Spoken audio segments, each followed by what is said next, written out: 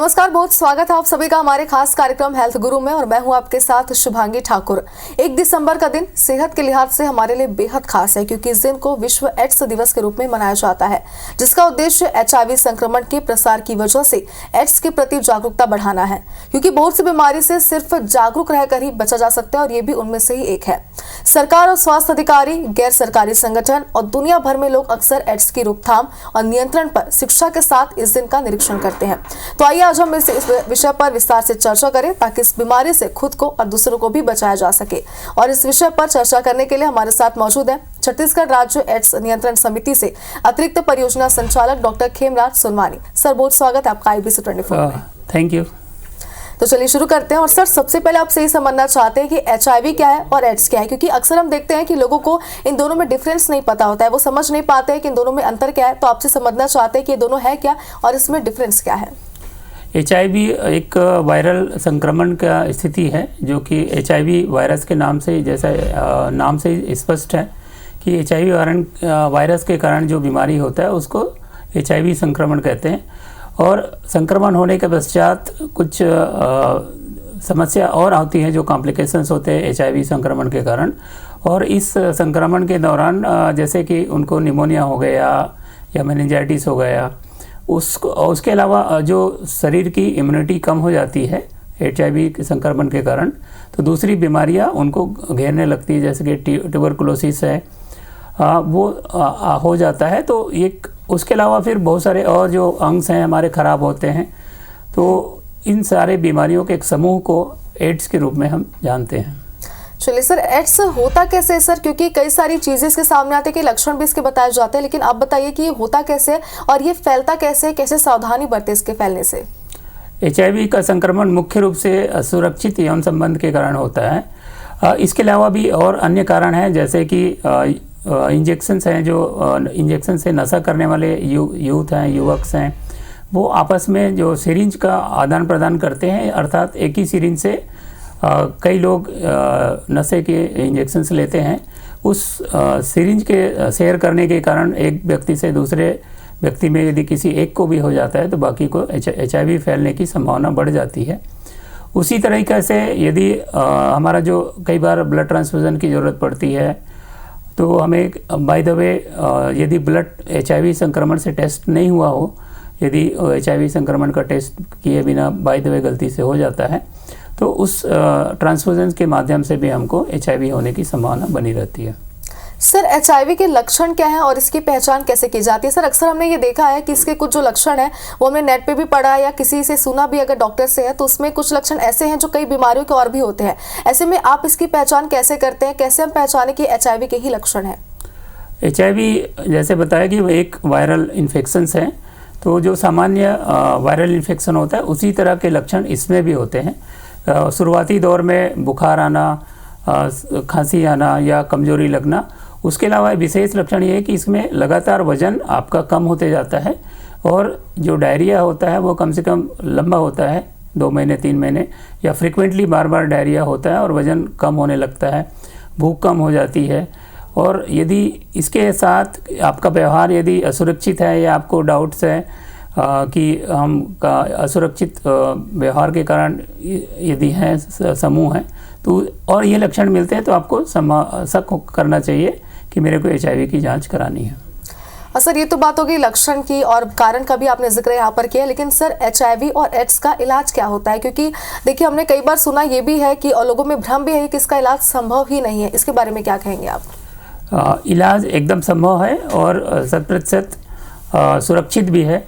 और ये हमारे जो राज्य में यदि हम देखें तो 8 ART सेंटर्स हैं जो मेडिकल कॉलेज हैं, रायपुर, जगदलपुर, बिलासपुर, रायगढ़, कोरबा, राजनांदगांव। उसके अलावा जो जिला चिकित्सालय दुर्ग है वहाँ भी HIV की इलाज की जा रही है और ये पूरी तरह से निःशुल्क इलाज है।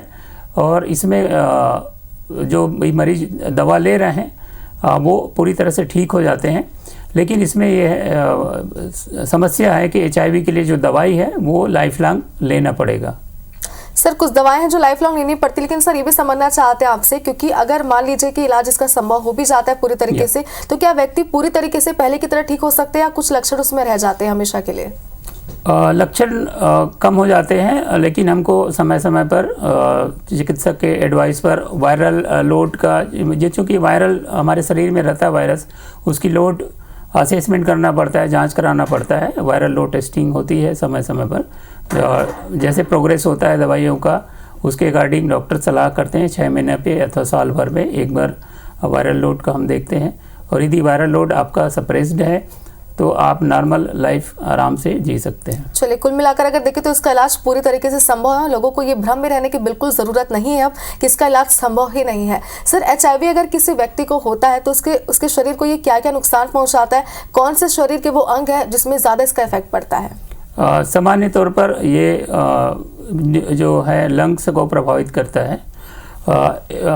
इसके अलावा भी लंग्स डायरेक्टली प्रभावित नहीं करता, क्योंकि हमारी शरीर की क्षमता कम हो जाती है, जो इम्यूनिटी सप्रेस हो जाता है। ब्लड सेल जो हमारे जो क्षमता रोधक जो सेल्स हैं ब्लड में, उसमें कमी आने लगती है। उसके कारण से दूसरे रोगों का संक्रमण जल्दी हो जाता है, जैसे TB है या दिमाग में मेनिंजाइटिस है, वो उस तरह की बीमारी शुरू होने लगते हैं। मुख्य रूप से इसी तरह होती है क्षय रोग और जो मेनिंजाइटिस है, और दूसरे वायरस जो नॉर्मल तौर पर संक्रमण नहीं होता, क्योंकि इम्यूनिटी कम हो जाती है, इसलिए दूसरे वायरस भी हमको संक्रमित कर लेते हैं। बिल्कुल सर, जैसे कि आपने बताया कि HIV एक संक्रमण है, यानी कि फैलने वाली एक बीमारी है ये। इसके सर आम तरीके क्या होते हैं? कौन कौन सी ऐसी चीज़ों से हम सावधानी बरतें जिससे हम इससे पूरी तरीके से बच सकते हैं?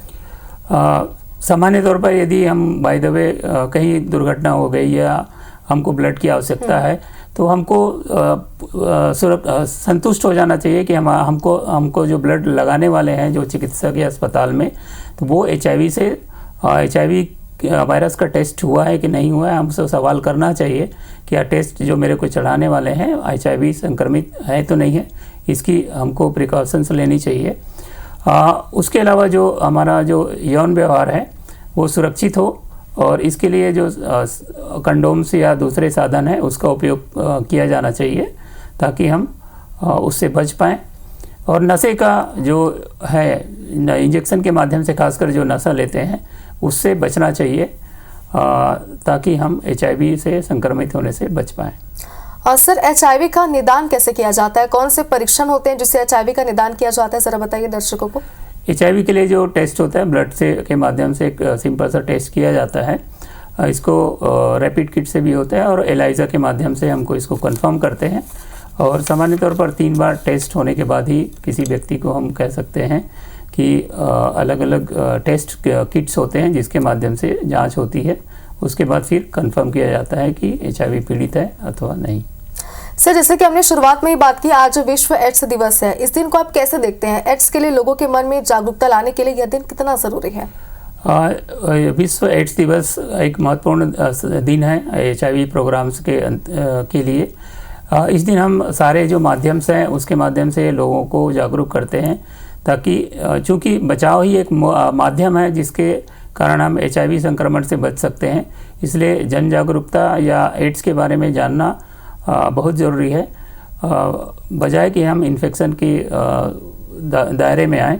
हमें पूरी तरह से जो भारत सरकार के टोल फ्री नंबर्स हैं 1097, उससे भी हम जानकारी हासिल कर सकते हैं, या अस्पताल में हमारे जो ICTC हैं या काउंसलिंग सेंटर्स हैं, सारे ब्लॉक लेवल हॉस्पिटल्स हैं, वहाँ पर काउंसलर्स भी रहते हैं और चिकित्सक भी हैं, उनसे HIV के बारे में जानकारी ली जा सकती है।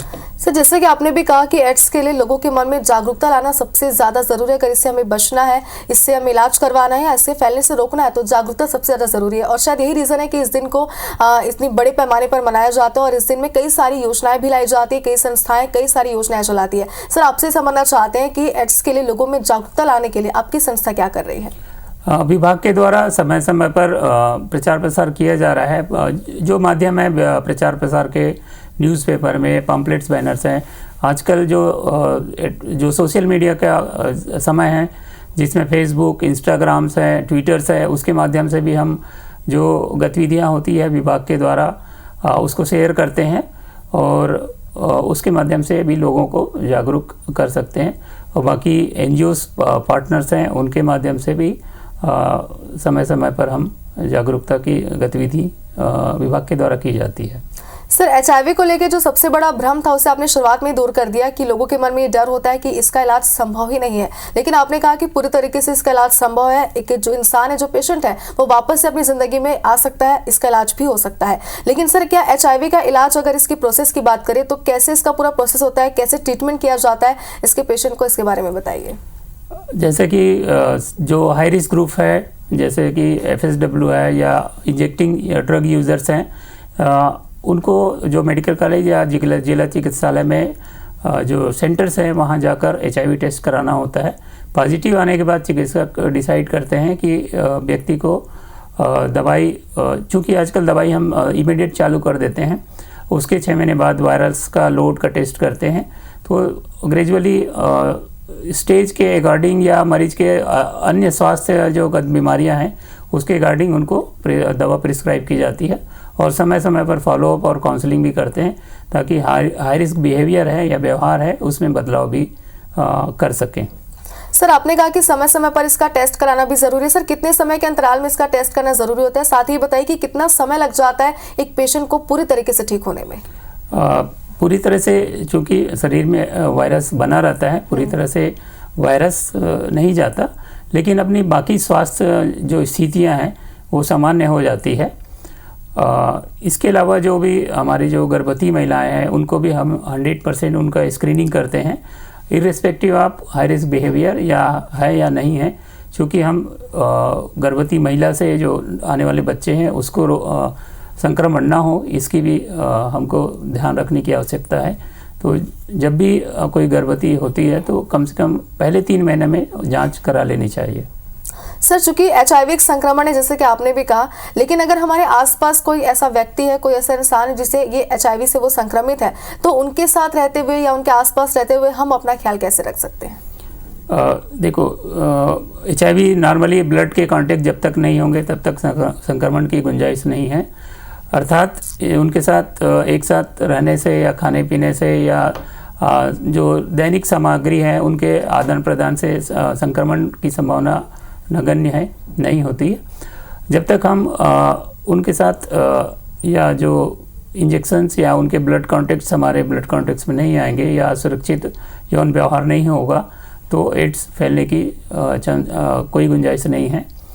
तो ये जस्ट एक व्यवहारिक सावधानी जरूरी है ताकि HIV व्यक्ति भी अपने को संयमित रखें ताकि दूसरे के साथ संक्रमण की संभावना ना हो। सर, HIV के साथ रहते हुए हम अपना ख्याल रख सकते हैं, कैसे रख सकते हैं, ये आपने इसका जिक्र किया, लेकिन सर ये भी समझना चाहते हैं आपसे, क्योंकि कई लक्षण आपने बताए हैं, कई वजह आपने बताई जिसकी वजह से HIV होता है, एड्स होता है, लेकिन सर इसके जोखिम को हम कैसे कम कर सकते हैं, कैसे हम खुद को इससे बचा सकते हैं? जोखिम कम करने के लिए हमको नियमित रूप से, यदि एंटीवायरल ड्रग्स या एड्स की दवा किसी ने स्टार्ट कर दिया है तो उसको निरंतर बनाए रखना है, उसको छोड़ना नहीं है बीच बीच में। बीच में छोड़ने से क्या होता है कि फिर हमारा जो शरीर में वायरस बना होता है वो उसका संक्रमण संख्या बढ़ जाती है और अचानक फिर वो दूसरे अंगों को प्रभावित करने लगता है। इसलिए एक ही सलाह है कि दवा निरंतर बनाए रखें, बीच में ना छोड़ें। और बाकी जो यदि और दूसरी तकलीफ होती है, जैसे संभावना है TB होंगे, तो डॉक्टर की सलाह से जो एडवाइस देते हैं, समय पर बलगम की जांच कराना है या एक्सरे कराना है, वो सब एडवाइस के अनुसार हमको इलाज निरंतर बनाए रखें। सर, अगर हम HIV एड्स के इलाज की अगर बात करें, ट्रीटमेंट की बात करें, तो पहले कुछ सालों से अगर यहाँ पे अब कुछ सालों की अगर बात करें तो उसमें कई डिफरेंस आ चुके हैं। आपसे हम ये समझना चाहते हैं कि पहले अगर ट्रीटमेंट की हम बात करें तो जो लोगों में दहशत था कि इसका इलाज संभव नहीं है, वो कहीं ना कहीं सही भी था क्योंकि ट्रीटमेंट भी नहीं था, लेकिन अब कई सारे ट्रीटमेंट आ चुके हैं। ऐसे में पहले की जो सेवाएं थी HIV के पेशेंट के लिए और अब की जो सेवाएं हैं, जो ट्रीटमेंट है, उसमें आप कितना फर्क देखते हैं?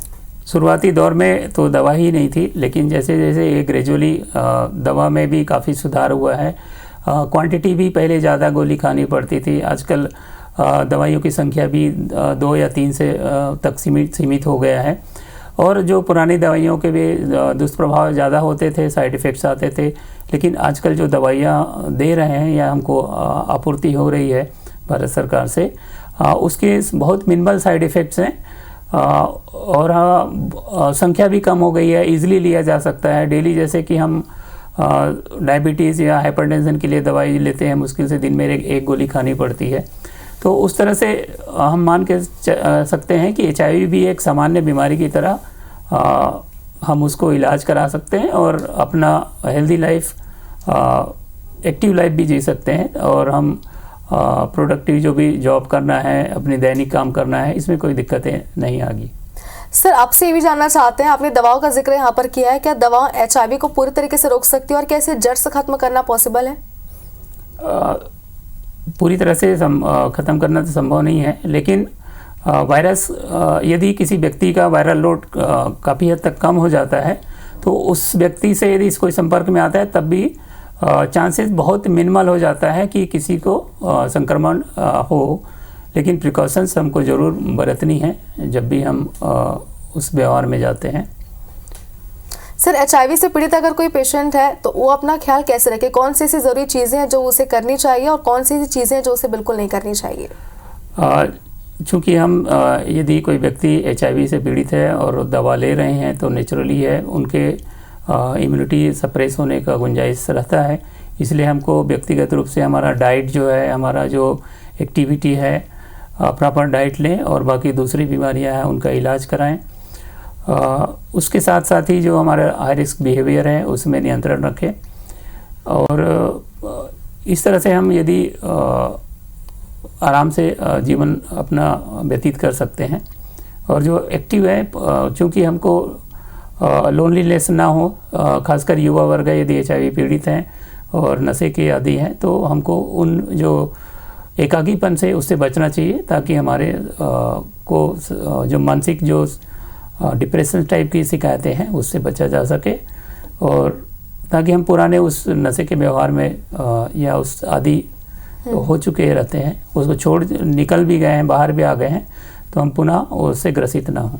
सर, आपने यहाँ पर नशे का जिक्र किया, इसलिए एक और सवाल मेरा आपसे इससे रिलेटेड है, क्योंकि आजकल हम देखते हैं कि जो यूथ है, जो युवा है, वो कई तरीके के नशे करते हैं और नशे के आदी हो चुके हैं। उन्हें इससे बचाव के लिए सरकार भी कई योजनाएं चला रही है, उन्हें हर बार कहा भी जाता है कि वो इससे दूर है, लेकिन उसके बावजूद भी आजकल हमारे देश के जो यूथ है वो बहुत सारे ऐसे यूथ है जो इससे पीड़ित हो चुके हैं या ग्रसित हो चुके हैं कह सकते हैं हम।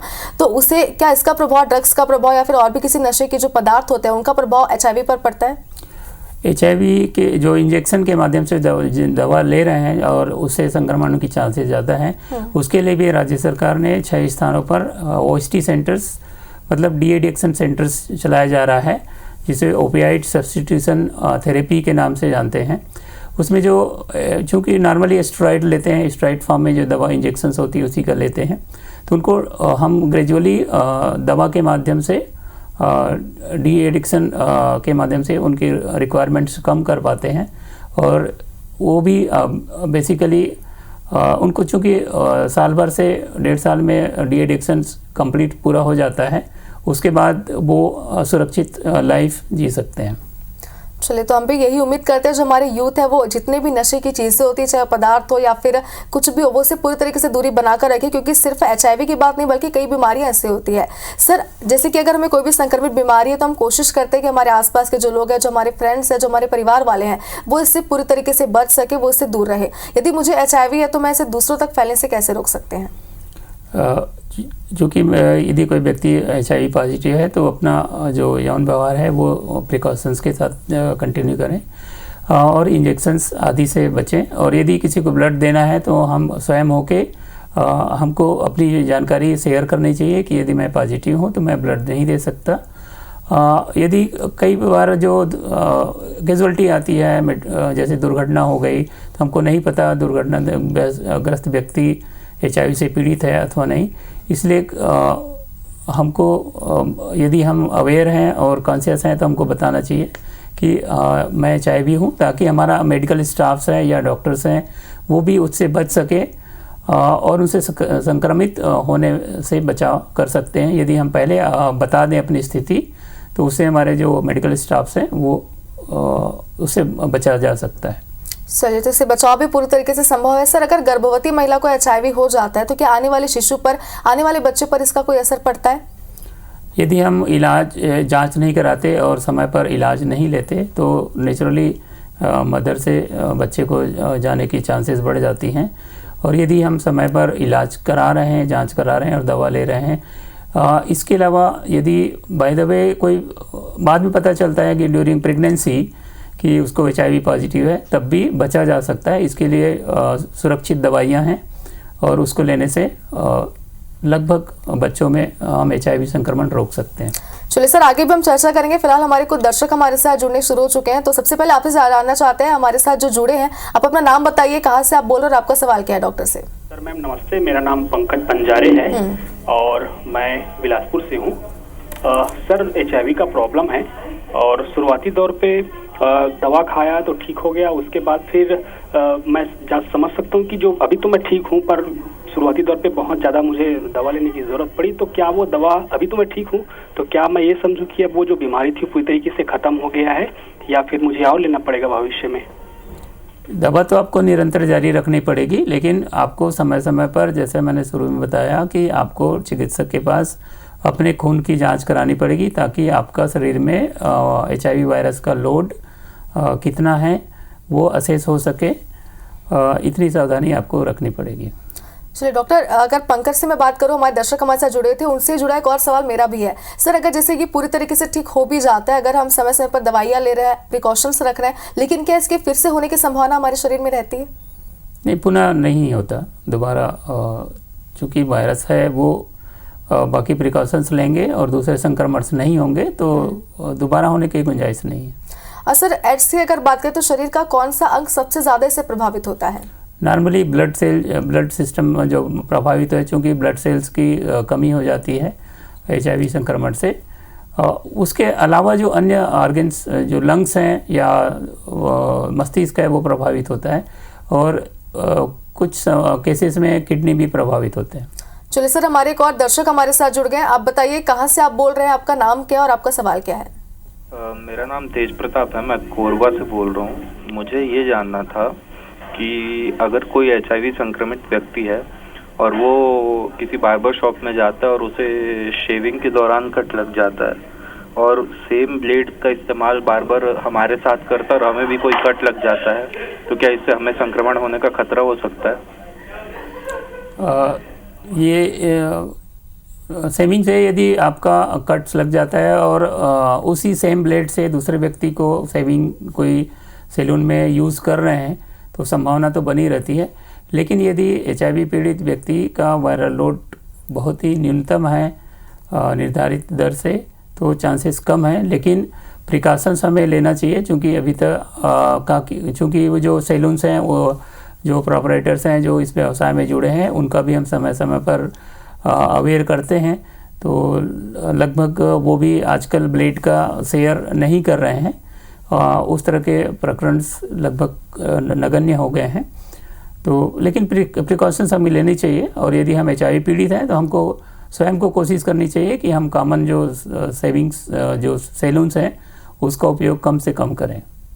बिल्कुल सर, जैसा कि आपने भी कहा, कई सारी चीज़ें आपने बताई से जुड़ी हुई, और उम्मीद करते हैं कि हमारे दर्शकों को उनके सारे सवालों के जवाब मिल गए होंगे। सर, समय की हमारे पास थोड़ी कमी, लेकिन एक बार फिर से आपसे हम ये आखिरी एक संदेश लेना चाहते हैं कि जिन लोगों के मन में जागरूकता नहीं है, उनको जागरूक करने के लिए आप क्या कहना चाहेंगे, क्या संदेश आप देना चाहेंगे उन्हें? मेरा एक ही सलाह होगा इस दिवस पर कि एक तो यदि कोई व्यक्ति पॉजिटिव है आपके घर में, ऑफिस में या अन्य ऑर्गेनाइजेशन में, और यदि आपको जानकारी लगता है कि ये व्यक्ति HIV से पॉजिटिव पीड़ित है, तो जो सामान्य जन है उनसे भी रिक्वेस्ट होगा कि उनके साथ वही व्यवहार करें जो अन्य जो नॉन इन्फेक्टेड है या अन्य बीमारियां जैसे डायबिटीज़ है, TB है, उनके साथ। चूँकि हम एक नॉर्मल के रूप में कंसिडर कर रहे हैं, तो HIV पीड़ित व्यक्ति को भी एक सामान्य बीमार की तरह उनके साथ व्यवहार करना चाहिए।